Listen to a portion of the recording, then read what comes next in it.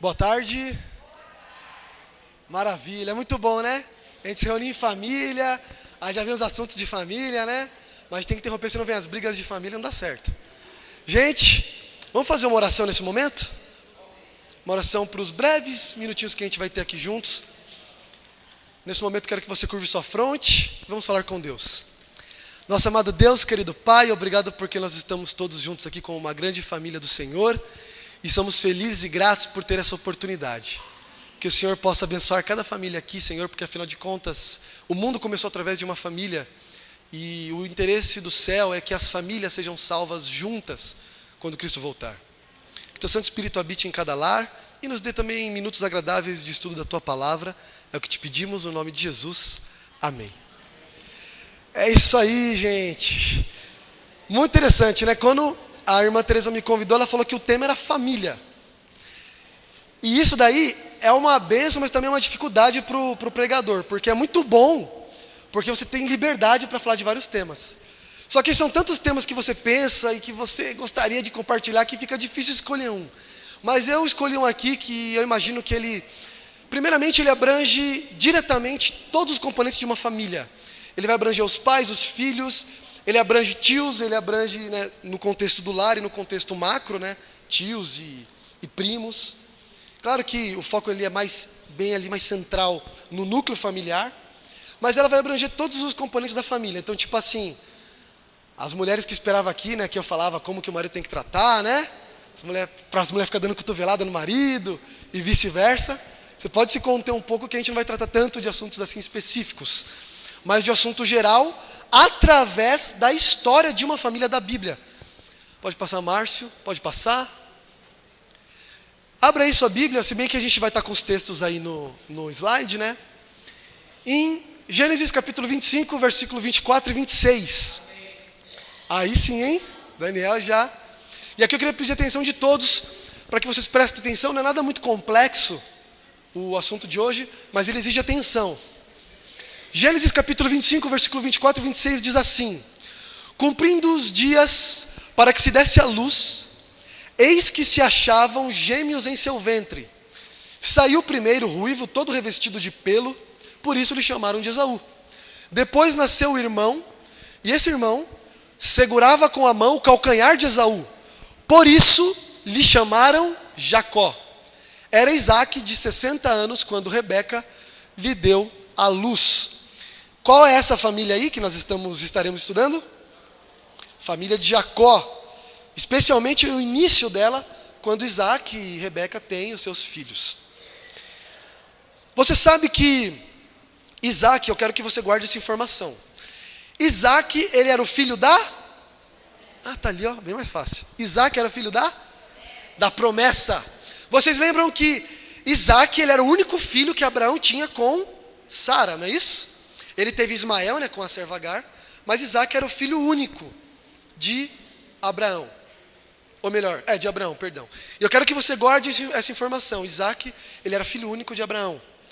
E aí você já imagina, né, o que a criação de um filho único pode gerar ali, né, os mimos e todas as questões que envolvem o amor de um pai e de uma mãe que estão só canalizados para uma criança, para um filho, né? Então Isaac era filho único. E agora Isaac vai ter 2 filhos, junto com Rebeca. E ele vai ter esses 2 filhos, e você percebe que o texto, ele dá uma ênfase interessante nos nomes que esses filhos têm, e na razão pelo qual esses filhos recebem esses nomes.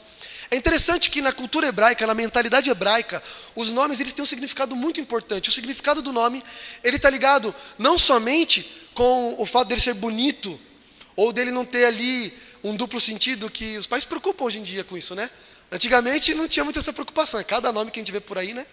Mas hoje em dia até os cartórios têm tomado cuidado, para que os pais deem nomes adequados para os filhos. A questão é que naquela época a preocupação não tinha, na verdade, muito a ver com bullying. A grande preocupação dos pais hebreus ao darem nome para os filhos era, primeiro, o desejo que eles tinham para com aqueles filhos. Então eles tinham algum desejo para com aquele filho, eles tinham uma expectativa para com aquele filho. E o nome, ele deveria carregar o significado daquilo que eles esperavam para o seu filho.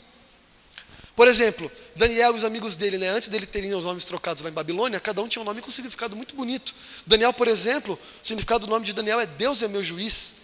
O de Ananias, o Senhor é meu amigo.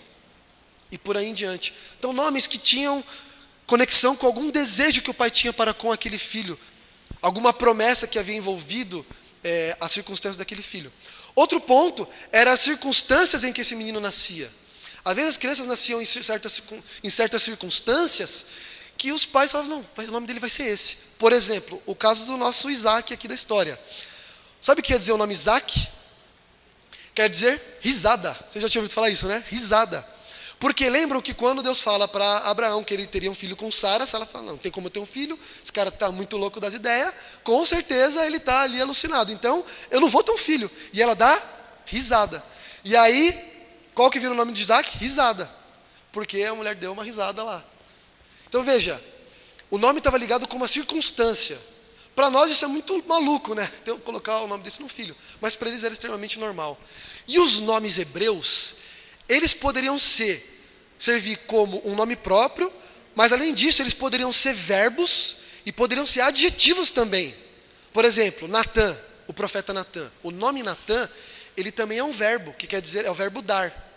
Então às vezes, se você ler a Bíblia em hebraico, você vai ver algumas vezes o nome Natã, mas não é o nome, não está se referindo ao nome de uma pessoa, está se referindo à ação de alguma pessoa de ter dado algo para outra pessoa.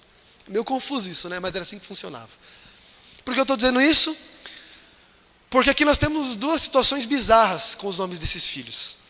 O de Esaú é meio estranho, mas não teve tantos impactos sobre o jovem. Viram que ele era peludão, né?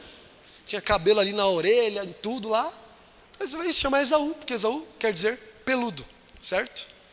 Só que aí a gente tem o caso de Jacó.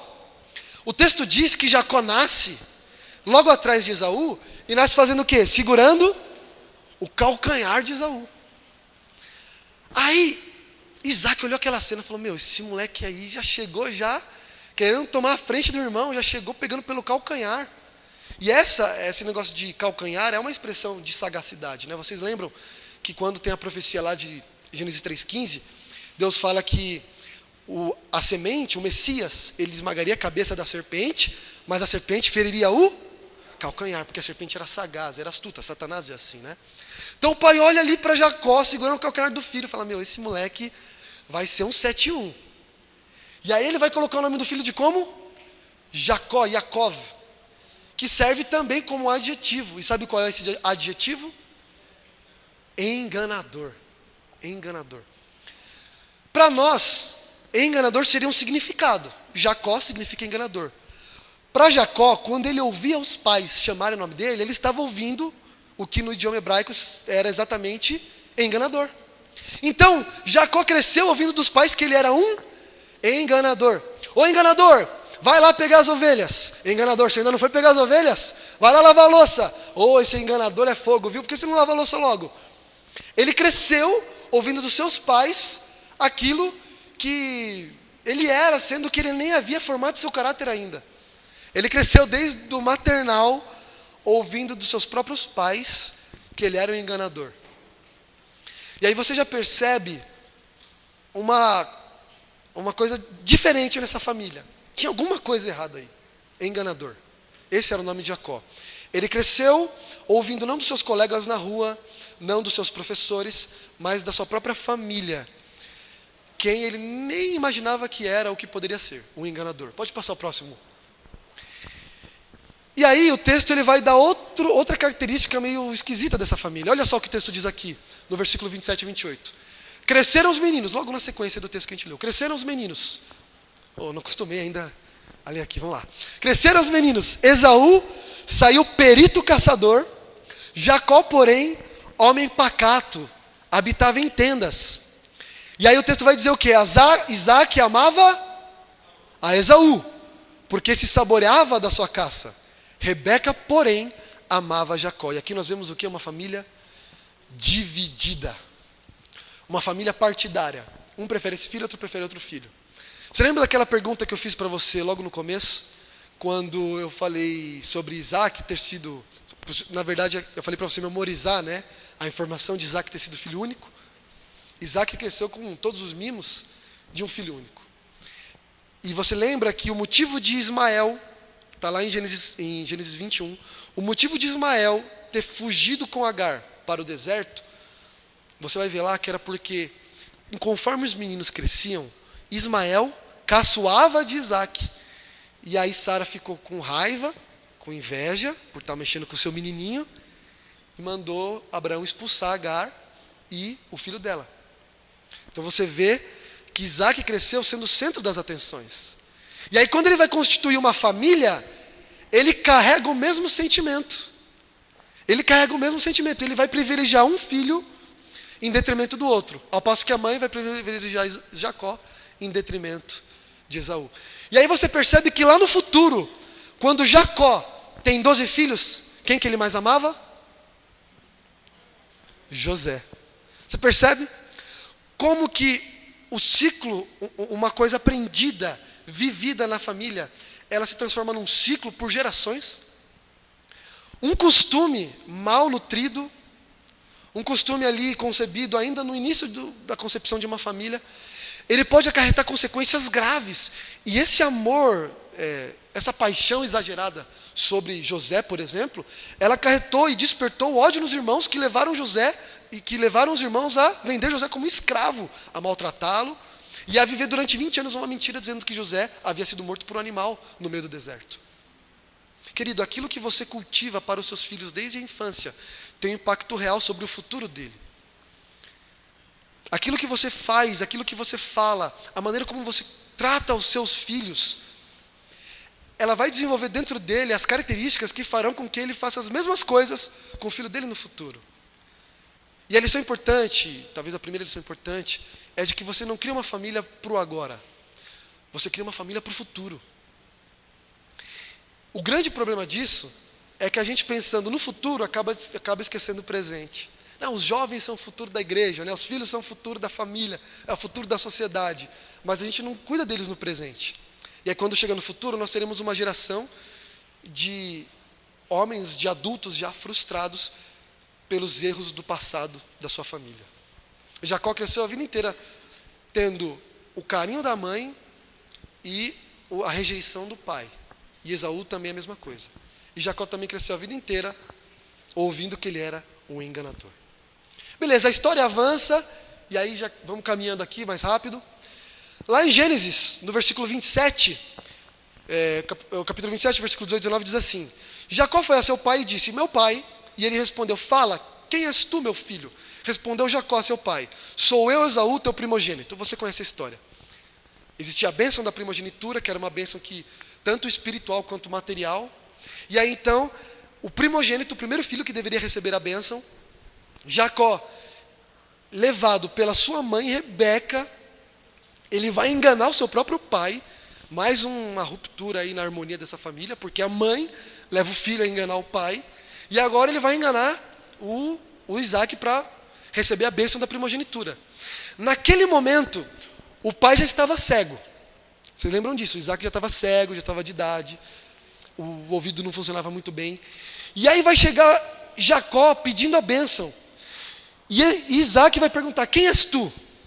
Naquele momento, Jacó estava com a oportunidade na mão de mostrar para sua mãe, para o seu pai e para toda uma geração que ele não necessariamente poderia se tornar naquilo que seus pais disseram que ele se tornaria. Naquele momento em que ele é perguntado quem era ele podia dizer ali quem de fato ele era, e de uma vez por todas ele acabar com essa praga que envolvia toda a sua vida, acabar com esse ciclo. Nesse momento, Deus dá a oportunidade que Jacó precisava para provar para todo mundo o contrário. Mas infelizmente, esse ambiente que foi criado talvez foi mais forte.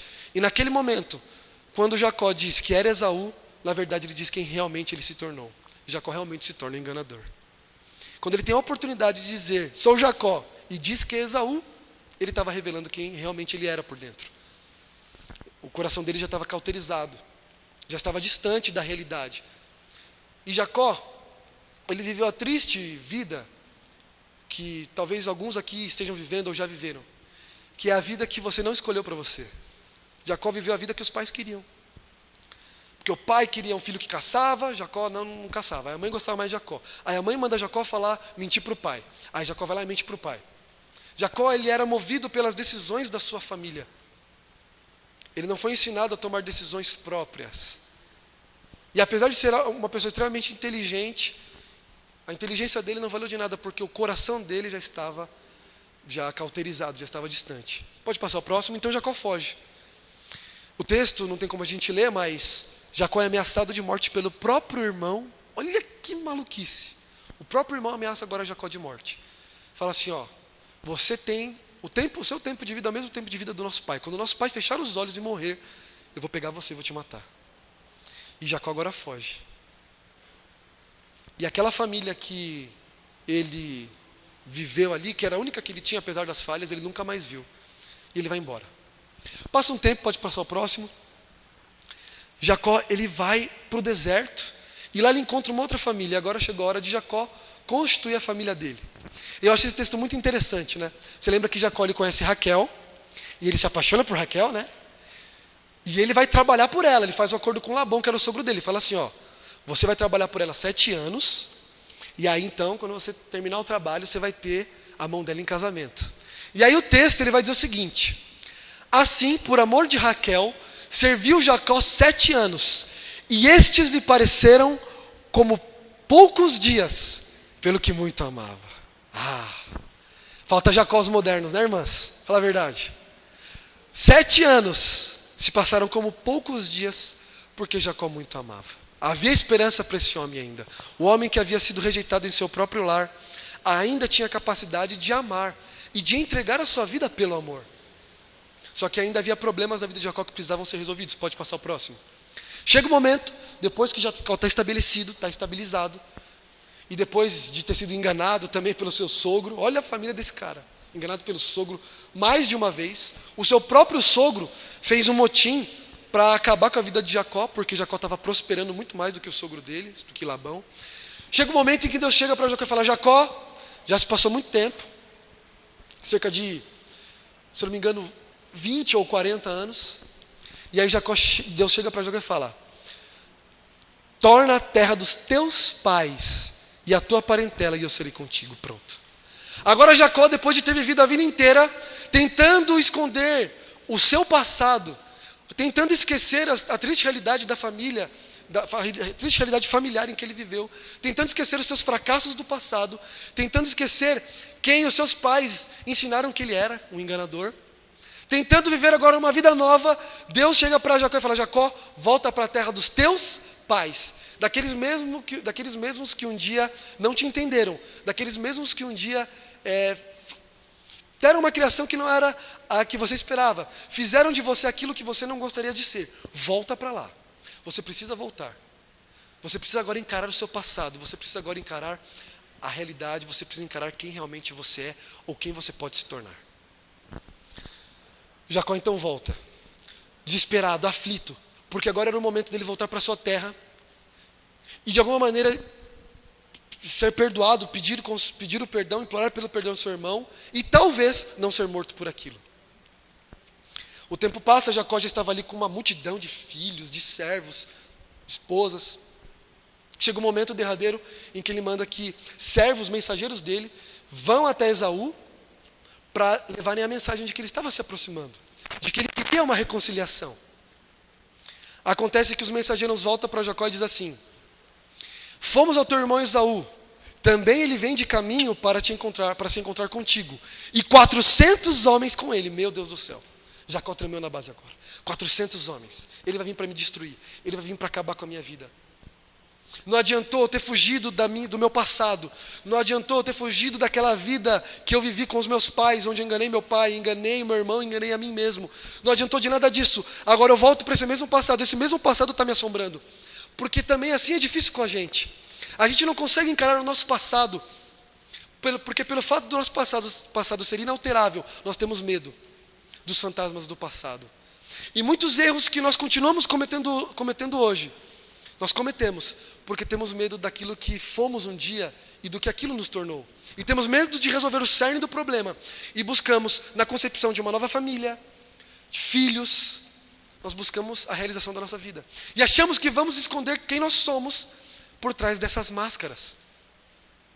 E é por isso que existe essa enorme crise familiar no mundo que vivemos. Porque os erros do passado, eles permanecem como uma ferida aberta e nunca cicatrizam. por causa dos nossos medos. Porque nós queremos buscar em outras coisas a solução para os problemas que nós sabemos que não irão solucionar com esse clichê. A vida continua. A vida pode continuar, mas as marcas ficam. E elas precisam ser curadas. Elas precisam ser saradas. E era isso que Deus estava querendo mostrar para Jacó. Você precisa voltar. Você só será o pai de uma grande nação se você aprender a mais importante das lições: o perdão. E então, Jacó se perturba. E ele tem um encontro diferenciado. Pode passar o próximo. Gênesis, pode voltar? Gênesis no capítulo 32, versículo 22 e 28. Você conhece esse texto, não é? Leia comigo aqui, Gênesis 32, 22 e 28. Nesse momento, Jacó fica com medo. Jacó agora não quer encarar o passado. Ele não quer encarar seu irmão. Está apavorado, está assustado. E aqui chega um momento onde ele vai se retirar de perto da sua família para orar, para clamar, talvez expondo ali seus últimos suspiros, sua última esperança de ter alguma solução naquela situação. E o texto de Gênesis 32, 22 a 28, ele diz o seguinte: levantou-se naquela mesma noite, tomou suas 2 mulheres, suas 2 servas, seus 11 filhos e transpôs o val do Jaboque. Val seria um córrego onde passava água. Tomou-os e fê-los passar o ribeiro, fez passar tudo o que lhe pertencia, ficando ele só. E o texto diz assim: lutava com ele um homem, até o romper do dia. Vendo este que não podia com ele, tocou-lhe na coxa, na articulação. Tocou-lhe na articulação da coxa, deslocou-se a junta de Jacó, da coxa de Jacó, na luta contra o homem. E disse Jacó, disse o homem, deixe-me ir, pois já rompeu o dia. Respondeu Jacó, não te deixarei ir, se não me abençoares. Perguntou-lhes, pois, como te chamas? Como te chamas? E aqui Jacó podia se valer dos erros do seu passado, podia se valer da triste realidade de um dia ele ter enganado seu próprio pai e dizer qualquer outra coisa para aquele homem. E dizer que ele era outra pessoa. Ele podia ter medo daquele homem, ele podia ter medo das consequências daquela luta que ele teve. E dizer assim, eu sou fulano de tal. Mas naquele momento Jacó, ele olha nos olhos daquele homem e vê que aquele homem era diferente. Vê que aquele homem tinha um semblante diferente, um gestual diferente. E diz assim, eu sou Jacó. E quando ele diz que ele era Jacó, quando ele diz que ele era o enganador, ali ele diz quem realmente ele era. Que ele não queria mais ser enganador. Lá em Oséias, pode passar o próximo, Márcio?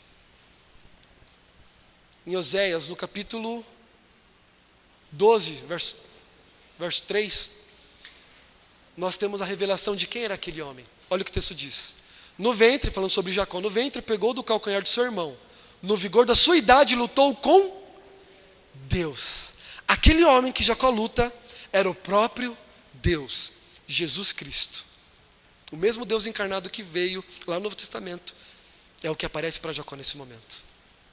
Jacó, diante de Deus, não consegue mais vestir a sua máscara. Não consegue dizer quem ele não era. Não consegue não dizer quem ele era. Porque diante de Deus não há passado que suporte o tamanho do poder, da glória e da graça de Cristo. E ali Jacó diz quem realmente ele era. Talvez você precise passar por um encontro com Deus para entender quem você é. Para entender o que fizeram com você e como isso te tornou em quem você está, em quem você é agora. Às vezes é um encontro real com o único que te conhece melhor do que você, para fazer você assumir os seus erros e buscar o perdão. Porque o mais importante não é o que fizeram com você, mas é o que você faz com o que fizeram com você. E Jacó entendeu isso. E aí ele encontra forças para enfrentar o seu irmão. Depois de Jacó assumir quem ele era e saber que tudo que ele viveu tinha uma solução. E no decorrer do texto você vai ver lá, o homem que é Deus olha para Jacó e fala, não, Jacó, você não é mais enganador. Eu sou Jacó, enganador, Jacó diz. E Deus fala, não, você não é mais Jacó. Agora você é Israel. Porque você já sabe quem você é. E agora eu vou te mostrar quem você ainda pode se tornar. E o nome Israel, o nome deste homem, de Jacó, que se tornou Israel, foi o nome do povo que levou a mensagem de Deus para toda a humanidade. Israel. Israel significa aquele que lutou com Deus.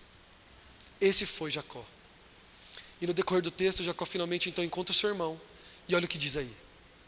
Então Esaú correu-lhe ao encontro e o abraçou. Arrojou-lhe ao pescoço e o beijou e choraram. O que Jacó não sabia é que o seu irmão, que um dia ele havia jurado de morte, que carregava ódio durante todo esse tempo em seu coração, era o mesmo irmão que já há muito tempo o havia perdoado.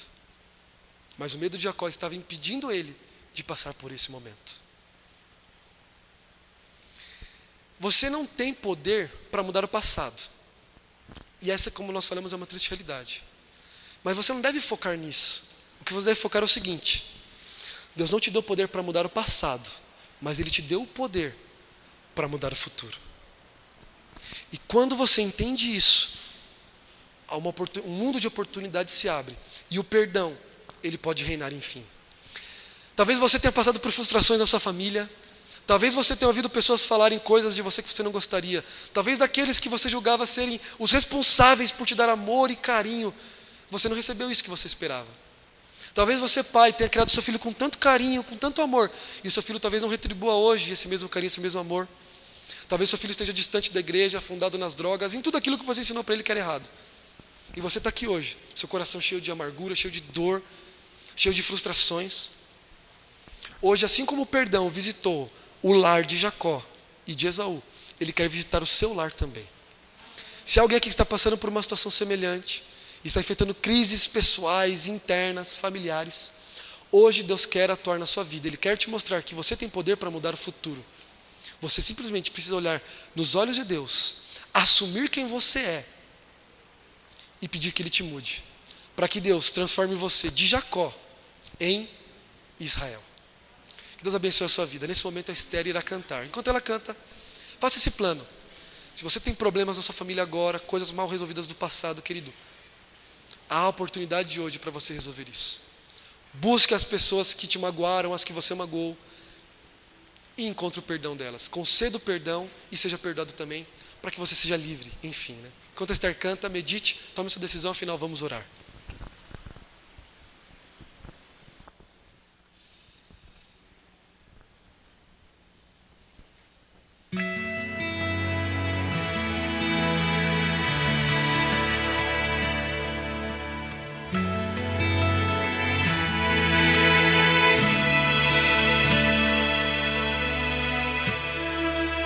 Por mais que eu tente me esconder, a tua luz me acha. Seja onde for, cada passo que eu dou é uma queda maior. Só você vê o meu valor. O que será de mim, Senhor? Não há nada de bom aqui. Por isso eu sei que preciso de ti pra me levantar quando fraca estou. Contigo abro as asas pra voar. Contigo posso andar sem tropeçar. Contigo posso a tempestade suportar. Contigo minha vida encontra paz.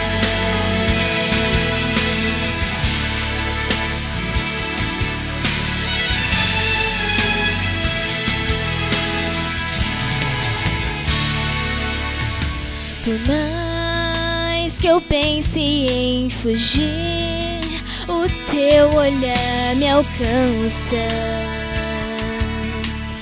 Seja onde for, o caminho que escolhi me faz sofrer. Só você pode me ajudar. O que será de mim, Senhor? Estou perdida sem direção. Por isso eu sei que preciso de ti pra me levantar quando fraca estou. Contigo abro as asas pra voar. Contigo posso andar sem tropeçar. Contigo posso a tempestade suportar. Contigo minha vida encontra paz. Contigo abro as asas Pra voar, contigo posso andar sem tropeçar. Contigo posso a tempestade suportar. Contigo.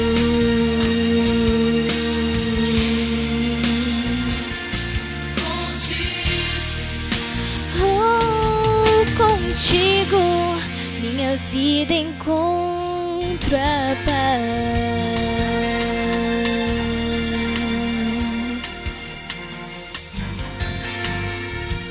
Amém.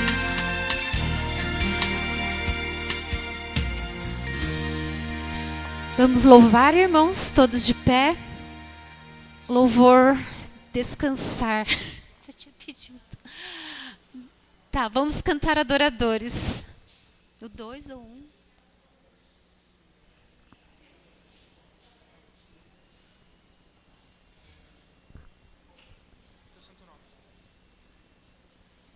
Teu santo nome.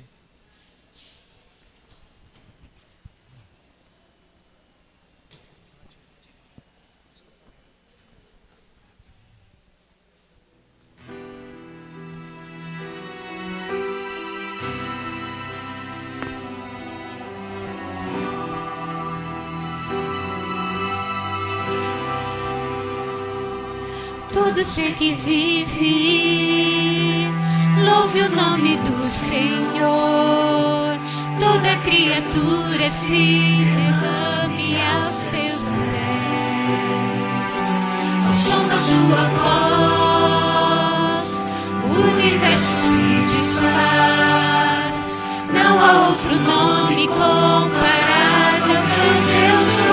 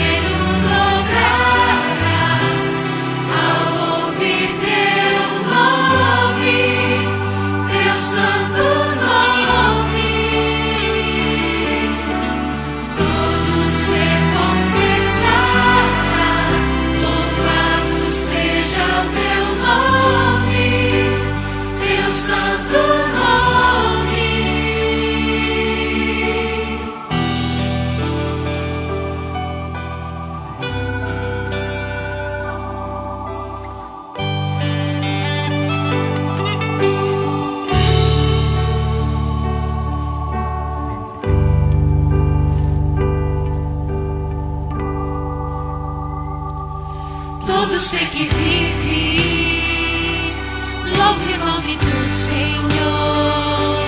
Toda criatura se derrame aos teus pés.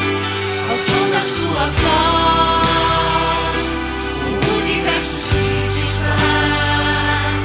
Não há outro nome comparado ao grande eu sou.